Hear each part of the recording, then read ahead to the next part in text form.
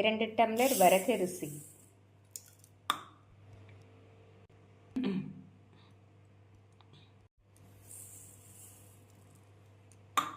நாம் வரகரிசி அளந்த அதே டம்ளரில் 1 டம்ளர் இட்லி அரிசி எடுத்து விடலாம். நாம் அரை டம்ளருக்கும் சற்று குறைவாக உளுந்து எடுத்து விடலாம். நாம் உளுந்தையும் அரிசியுடனே சேர்த்து விடலாம்.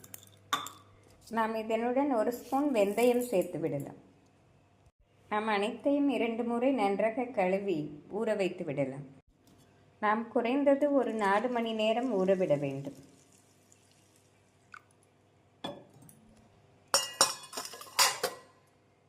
ஃப்ரெண்ட்ஸ், அரிசி 4 மணி நேரம் நன்றாக ஊறிவிட்டது. நாம் மிக்சி ஜாரில் அரைத்து விடலாம். நாம் அரிசி குறைந்த அளவில் போட்டதால் மிக்சி ஜாரிலே அரைத்து எடுத்து விடலாம். நாம் தண்ணீர் தெளித்து தெளித்து அரைத்து விடலாம். ஃப்ரெண்ட்ஸ், இந்த அளவு நாம் நன்றாக அரைத்து ஒரு பாத்திரத்தில் ஊற்றிவிடலாம்.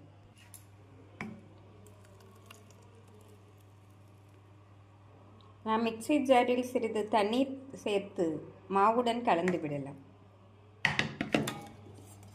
நாம் மிக குறைவாக தண்ணீர் சேர்த்து ஊற்றிவிடலாம்.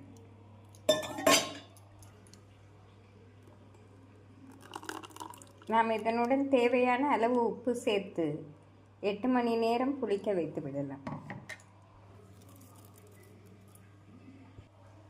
உப்பை நாம் நன்றாக மிக்ஸ் செய்து 8 மணி நேரம் புளிக்க வைத்து விடலாம்.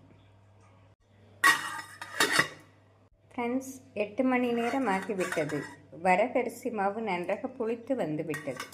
நாம் தோசை ஊற்றிவிடலாம். மாவை நன்றாக கிளறி பின் நாம் தோசை சட்டியில் ஊற்றிவிடலாம். ஃப்ரெண்ட்ஸ், இந்த அளவு தோசை சட்டி நன்றாக காயவும் தோசை ஊற்றிவிடலாம். நாம் தோசை மெலிதாக ஊற்றினால்தான் டேஸ்டியாக இருக்கும். இந்த அளவு மெலிதாக ஊற்றி எண்ணெய் ஊற்றிவிடலாம். நன்றாக சிவந்து வருவோம் நாம் திருப்பி விடலாம். திருப்பி போட்டு நாம் 1 நிமிடத்தில் எடுத்து விடலாம். ஃப்ரெண்ட்ஸ், இந்த டேஸ்டியான